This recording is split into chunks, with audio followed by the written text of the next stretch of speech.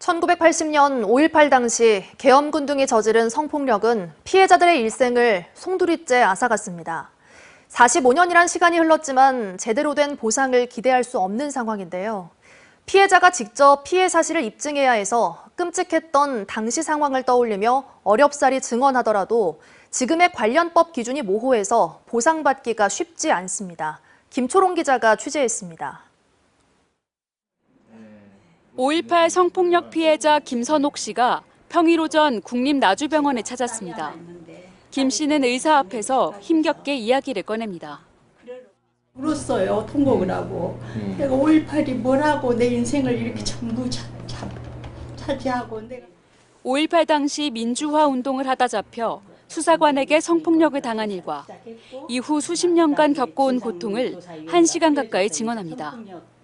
5.18 관련자로 인정은 됐지만 보상을 위해 피해 정도를 평가받아야 하는 겁니다. 5.18 진상조사위원회의 수차례 조사에 이어 국회에서 공개적인 증언대회까지 열었지만 또다시 당시 기억을 끄집어내야 하는 상황은 버겁기만 합니다.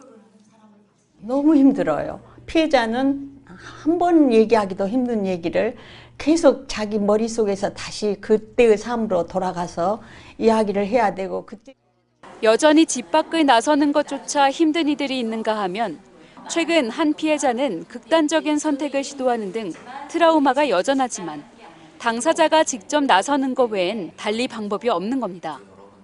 문제는 어렵게 증언한다 해도 제대로 된 보상은 힘들다는 점입니다. 5.18 보상 기준을 보면 신체 장애 등급이 1급부터 14급까지 나뉘는데 주로 팔이나 다리, 얼굴 등의 신체적 장애를 명시하고 있습니다. 성폭력 직후에 신체적 정신적 피해 등과 이후 학업이나 생업을 포기한 경우, 아이를 유산하거나 결혼 생활에서 어려움을 겪은 경우 등은 보상받을 길이 없습니다. 신체적으로 뭔가 상해가 남아있는 것도 아니고 정신적으로 힘들다 하여도 신경정신과에 방문하거나 가지 못했던 분들도 많으시고 그때 당시 피해라는 것을 지금에 와서 무언가를 소상하게 얘기하는 그 담화 방식의 진료를 통해 가지고 등급을 심사하는 것이 성폭력을 제대로 반영한 5.18 관련법 개정안의 국회 통과와 이에 따른 시행령 마련이 시급한 이유입니다.